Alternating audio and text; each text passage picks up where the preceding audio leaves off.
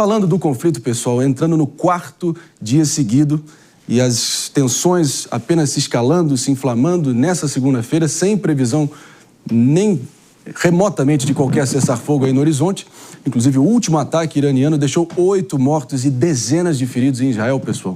Durante esses 4 dias, áreas residenciais, refinarias de petróleo, instalações nucleares foram todas atingidas nos bombardeios. Ao menos 224 pessoas morreram no Irã e 22 pessoas em Israel. Pelo menos essa é a contagem de momento. Claro, uma situação muito dinâmica e na medida que houver atualizações, traremos aqui no detalhe. Vamos com o Fabrício Nades, que agora sim se juntando a nós. Bom te ver, Fabrício. Dá um panorama completo aí dos últimos movimentos, principais declarações e sua projeção olhando adiante. Bom dia. Bom dia, André. Bom dia a todos que acompanham o Morning Show. Chama bastante atenção no campo militar que o exército de Israel anunciou agora há pouco que tem controle total sobre os céus do Irã. Diz que consegue monitorar tudo o que está acontecendo por lá, tem uma vantagem numérica, inclusive, nos céus do Irã. A gente conversava com o Major Rafael Rosenstein no Jornal da Manhã, agora há pouco, e até questionamos ele o que significa isso e por quanto tempo que o exército consegue sustentar essa vantagem nos céus do Irã, até porque há uma questão óbvia, né? Um caça é um avião como qualquer outro e ele tem uma capacidade de combustível X, ou seja, ele pode voar por tantas horas antes de precisar abastecer. Por quanto tempo que o exército israelense poderia sustentar esse controle total dos céus iranianos? Ele não confirmou exatamente isso, mas garante que nesse momento há uma vigilância total sobre o território iraniano, que o Irã não conseguiria fazer uma reação tão forte nesse momento por conta dessa movimentação. Nas últimas horas, pelo menos durante a manhã, nós não tivemos nenhuma grande disparada de mísseis de nenhum dos lados, embora o exército de Israel tenha confirmado o abatimento de um drone ali na região das colinas de Golã. Sim. Isso na fronteira com a Síria. Mas é um momento agora, nesse horário aqui, 10 da manhã, no horário de Brasília, de um pouco mais calma. A gente lembra que os ataques principais costumam acontecer no período noturno lá no Oriente Médio, ou seja, por volta das 4 da tarde aqui no Brasil aproximadamente. E as grandes repercussões durante a manhã têm sido mais no campo diplomático. Sim. Vários países conversando, falando o que deve ser feito, discutindo. A Turquia tentou se apresentar como uma possível mediadora do conflito, teve uma ligação telefônica entre Recep Tayyip Erdogan e Vladimir Putin, mas nessa ligação, Erdogan fez algumas críticas ao governo de Israel. Isso deve afastar a Turquia desse cenário de candidatura de mediação do cessar-fogo. Certamente Israel não vai querer alguém tão contrário ao seu país mediando esse acordo. O mesmo vale para o Irã, também não vai querer os Estados Unidos negociando um cessar-fogo ali na região. A própria Turquia, que, enfim, além de ser membro da OTAN, confere? Sim. Ela tem, claro, um espaço geográfico ali que transcende a Europa e a Ásia, não à toa é tido ali como talvez a fronteira da Eurásia, inclusive pretende sediar aí, na medida que as conversas de paz e rumo ao cessar-fogo entre Rússia e Ucrânia acontecerem, mas, claro, também liderada ali pelo autocrata Tayyip Erdogan, e aí, claro, estaremos aqui cobrindo caso realmente a Turquia se posicione de forma definitiva desse lado. Pelo menos é um ensaio, um presságio, né, numa direção de tomar um lado e tentar, de alguma forma, seguir escanteando cada vez mais Israel. Agora, situação dinâmica, multifacetada, mas a gente vai aqui fazer um trabalho impecável para seguir cobrindo, trazendo no detalhe todas as inter-relações e dinâmicas que estão postas nesse tabuleiro super dinâmico e tenso. E eu quero trazer agora, ao vivaço aqui no Morning Show, nosso correspondente, Luca Bassani, sobre a escalada das tensões entre Israel e Irã. Tudo bem, Luca? Obrigado pela presença aqui no Morning Show. Pelo visto, os líderes de Alemanha, França e Reino Unido já disseram estar prontos para manter conversas imediatas com o Irã sobre o programa nuclear de Teherã. Mas a Agência de Vigilância Nuclear da ONU alerta, pelo visto, para contaminação dentro da principal instalação do Irã. Como é que a Europa está se posicionando diante dessa tensão, hein, Bassani? Traz um raio-x aqui para a nossa audiência, por favor. Bom dia a você também, Marinho, a todos que nos acompanham aqui no Morning Show. A situação nuclear é sempre uma preocupação não só para o próprio país Irã, mas para os países vizinhos e as questões ambientais, né? Durante as últimas horas, o diretor-geral da Agência Internacional de Energia Atômica, o argentino Rafael Grossi, disse que As instalações da superfície de Natanz foram sim destruídas, mas as principais centrífugas que fazem o enriquecimento de urânio estão no subterrâneo e essas não foram tão afetadas. Ele disse, todavia, que o suprimento de energia para essas instalações foi sim destruído, o que pode ter afetado todo o processo de centrifugação e, obviamente, de enriquecimento de urânio. Outras instalações nucleares pelo Irã também foram atingidas, mas, por enquanto, segundo o que diz a agência internacional, apenas de forma superficial. Muito disso porque o Irã esconde as suas instalações nucleares dentro de montanhas ou por várias centenas de metros abaixo do nível da superfície, o que dificulta qualquer operação militar, sobretudo dos israelenses, que dependem de seus caças e de outros mísseis que talvez não tenham esta mesma capacidade. Os países europeus se preocupam bastante com a escalada dentro do Oriente Médio, não só por ser o foco, talvez, de uma nova crise humanitária, mas ressaltam que, em hipótese alguma, a Europa e o resto do mundo poderia aceitar armas atômicas na mão do regime da República Islâmica do Irã. Esta foi uma fala ontem dita pelo chanceler aqui da Alemanha, Friedrich Merz, pela própria presidente da Comissão Europeia, Ursula von der Leyen, e outros países europeus de menor relevância, mas que também se opõem diretamente a qualquer plano de nuclearização do Irã, porque ele tem, teria o maior poder de barganha e com os seus mísseis que foram desenvolvidos durante os últimos anos, poderia também alcançar o continente europeu, uma preocupação direta para vários dos países ocidentais aqui. A gente vai ficar monitorando toda essa situação ao longo das próximas horas também. Bassani, se você me permite, vamos permanecer aqui contigo. Acho que vale a pena a nossa bancada aqui engajar para a gente também seguir explorando os diferentes personagens que seguem se posicionando e influenciando de alguma maneira todo o processo de negociação e também de extensionamento, idealmente, dessa escalada militar. Eu vou aqui com a Jess Peixoto para a primeira pergunta. Pode ser, Jess? Vamos que vamos. Jess com o Luca Bassani, por favor. Querido, bom dia. Então, recentemente a gente já sabe aí que esse conflito ele vinha se alastrando e ficando cada vez mais complicado. Mas agora, numa situação de guerra, numa situação muito mais complicada, nós temos nesta semana o encontro do G7. Imagino que esse encontro esteja sendo dito como uma possível ponte de negociação e primeira reunião assim global, para assim dizer, onde os líderes mundiais das principais nações podem debater esse tema. Qual que é a expectativa para negócios em relação à diplomacia para a resolução desse conflito no evento do G7 nesse final de semana?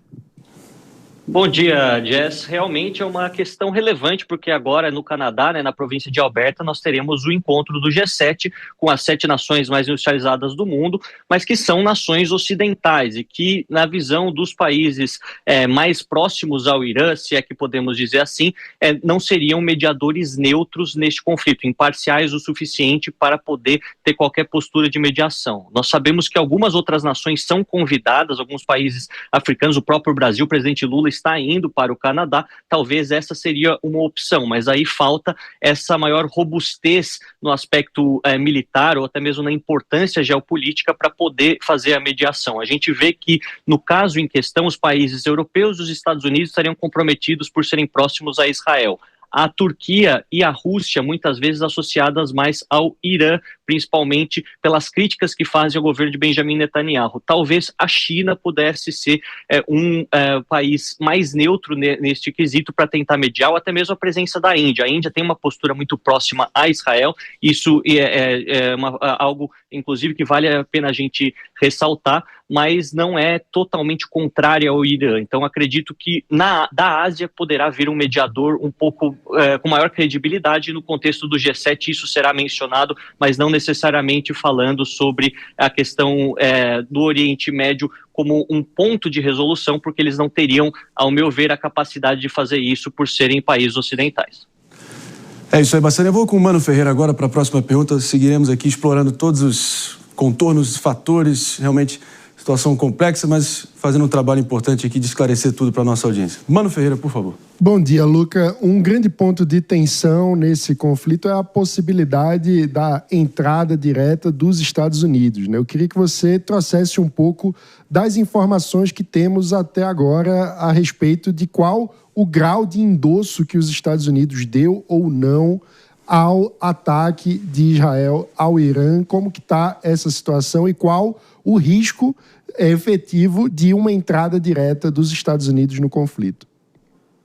Bom dia, mano. É uma questão extremamente pertinente da gente tratar aqui por conta de termos uma dicotomia tratada pelo governo de Donald Trump. Donald Trump, durante a campanha, durante seu primeiro governo, sempre foi vocal contra o início de novas guerras com a participação dos Estados Unidos de forma direta. Essa também foi uma promessa feita por ele durante a campanha o ano passado, que ajudou a ganhar esta eleição. Ao mesmo tempo, os Estados Unidos sempre são antagônicos ao Irã desde a fundação da República Islâmica em 1979. Não podemos esquecer daquela crise dos reféns na embaixada americana e todos os problemas diplomáticos subsequentes, com o Irã também financiando grupos terroristas atacando as bases americanas, os Estados Unidos e seus aliados no Oriente Médio. Então acredito que o presidente Donald Trump se vê numa posição muito difícil para tomar uma decisão, mas a gente vê que dentro do Congresso os democratas querem passar um projeto de lei para impedir os Estados Unidos de tomarem qualquer ação direta nesta guerra em questão sem a aprovação do legislativo, ou seja, para que o governo no executivo não possa monocraticamente decidir embarcar de cabeça nesta guerra. Falando sobre aquilo que já podemos concluir dos ataques até agora, os Estados Unidos compartilham inteligência com Israel, compartilham também parte do seu arsenal com Israel e por isso nós temos uma participação indireta dos norte-americanos nos ataques em questão, inclusive grande parte de todos, por parte de todos esses coisas de aviação que nós temos, a aeronáutica, de Israel, muito dela vem dos Estados Unidos e por isso a gente pode dizer que também há uma postura já de participação indireta, obviamente que a gente vai ficar de olho em tudo isso durante as próximas horas. Inclusive, se você me permite aqui só fazer uma breve observação, acho que foi assim, revelador como o Trump até esperou 8 horas até fazer o primeiro pronunciamento dele na rede social dele, Truth Social, ali porque é muito no estilo Trump, né, de esperar para ver se a primeira ofensiva israelense geraria o efeito pretendido e pareceria uma vitória, como assim comprovou sendo, pelo menos o primeiro momento. Esperou 8 horas, viu que realmente o ataque foi cirúrgico, realmente desferiu um ataque relevante, aí sim se pronunciou, pelo menos dizendo que deu todas as chances ao Irã e que, portanto, essa guerra, da forma que ela está se desenrolando, era iminente. Mas, claro, ele está tendo que lidar com as facções, enfim, conflitantes dentro da direita americana e, com certeza, está aí no fio da navalha, tendo que agradar gregos e troianos de certa forma. Mais intervenção, mais militarismo, talvez envolvimento ali com tropas americanas físicas, talvez ele queira evitar para honrar a promessa de campanha de ser alguém mais isolacionista, né? Esse dilema está posto, a gente vai estar aqui repercutindo com certeza. E fica à vontade aqui fazer um comentário final, a gente volta aqui para o debate na bancada. Pois é, Marinho, acho que vale a pena a gente trazer para o Fabrício Nais, que também analisar essa questão do controle aéreo que os israelenses fizeram do espaço da capital Teherã e de outras cidades iranianas, isso pela superioridade da aeronáutica. Os aviões do Irã são muito antigos, muitos deles adquiridos antes da República Islâmica, até mesmo dos Estados Unidos durante o governo do Shah, enquanto que Israel tem dos mais modernos do mundo e pode sim fazer essas operações pontuais como a gente está observando. Eu acredito que este ponto é fundamental, porque o Irã produz muitos drones tecnológicos, muitos mísseis balísticos, mas quando a gente vai olhar caças, aviões, essa outra parte da aeronáutica acaba estando muito defasada, o que dá uma vantagem estratégica aos israelenses. Luca Bassani, diretamente da Europa, obrigado pela presença, sempre agregando e muito. Bom trabalho por aí. Fabrício Naitsky, já vou te acionando aqui, até para entendermos da perspectiva do governo Trump e dos principais membros ali do G7, hoje reunidos em Calgary, no Canadá. Sua expectativa olhando adiante? Uma expectativa, a princípio, ainda um pouco baixa, viu, André? Muita coisa deve acontecer antes que a gente tenha negociações concretas envolvendo um cessar-fogo, mas o pedido da comunidade internacional é pela desescalada do conflito e pelas negociações. Agora, isso é algo que costuma ser um praxe, é algo muito costumeiro, muito rotineiro, que nem sempre se concretiza. A questão aqui, eu imagino que vai ser quando essa briga pesar no bolso, porque Israel já atacou, além das instalações nucleares, instalações energéticas do Irã. E aí existe a possibilidade possibilidade do fechamento do Estreito de Hormuz, que seria negativo para o Irã, porque o Irã exporta bastante petróleo, principalmente para a China, mas isso também afetaria a exploração de petróleo, a venda, a exportação de petróleo de países como a Arábia Saudita, o Kuwait, o Catar, e isso tudo mexe com uma cadeia global de economia, de comércio, né? Porque precisam do petróleo que vem ali do Oriente Médio. A partir do momento que essa produção, esse escoamento começar a ser mais ameaçado, que o preço do barril do petróleo subir ainda mais, num valor acima do patamar considerado aceitável, razoável numa situação como essas, aí a interferência estrangeira deve acabar sendo um pouco maior. Há uma falta de lideranças para conseguir tomar a dianteira nesse processo de apaziguar a situação ali no Oriente Médio entre Israel e Irã.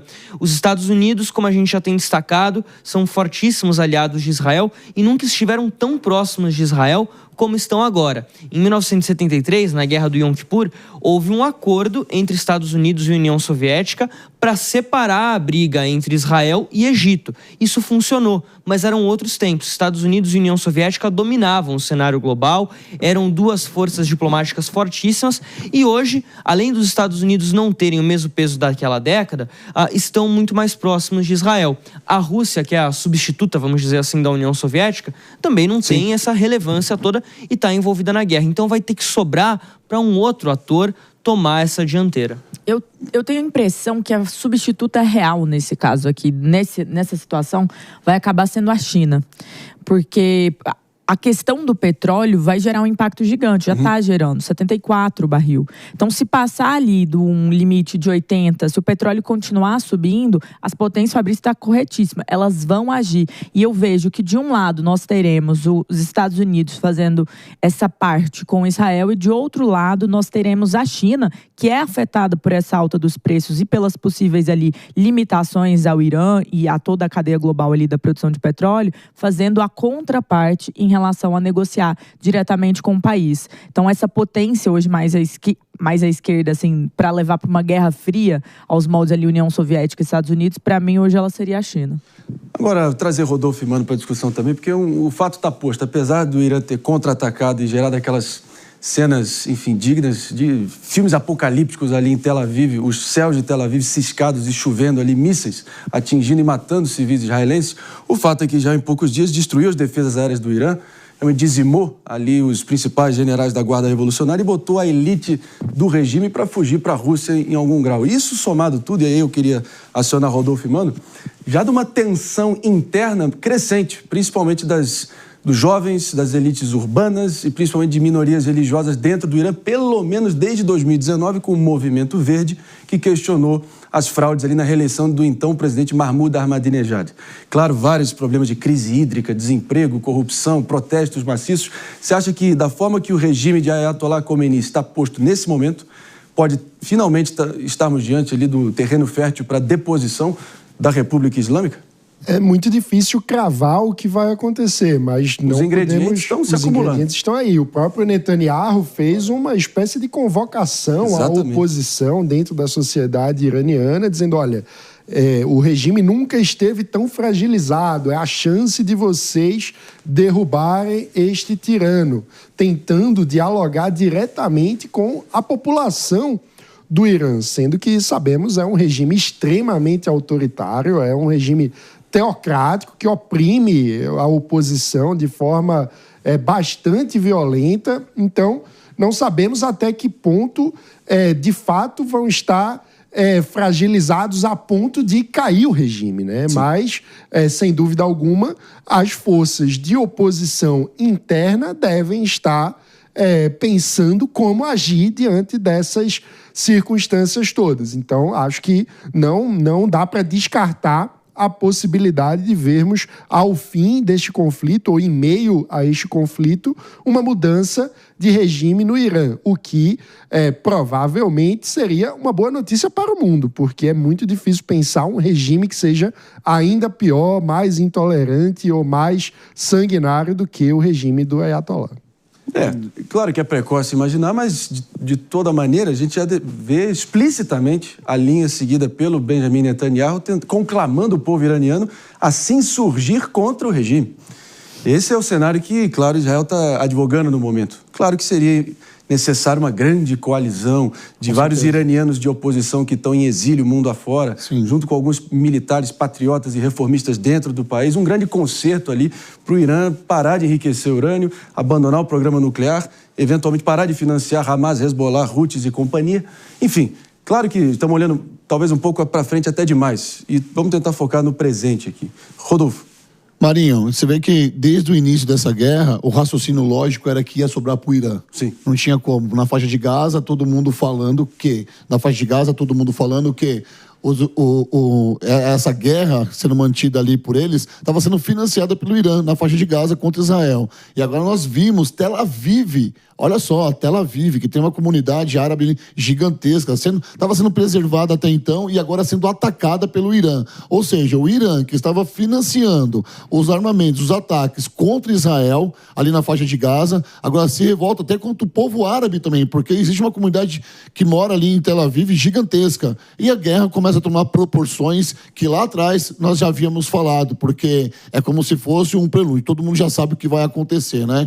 E as declarações de Donald Trump é que me chama a atenção. Aí eu quero saber do Fabrício aqui, porque o que é de verdade nisso? Donald Trump teria falado que teria sido contra, né, o ataque ao líder supremo do Irã, do Ayatollah, que é o Ali Khamenei. É isso, Khamenei.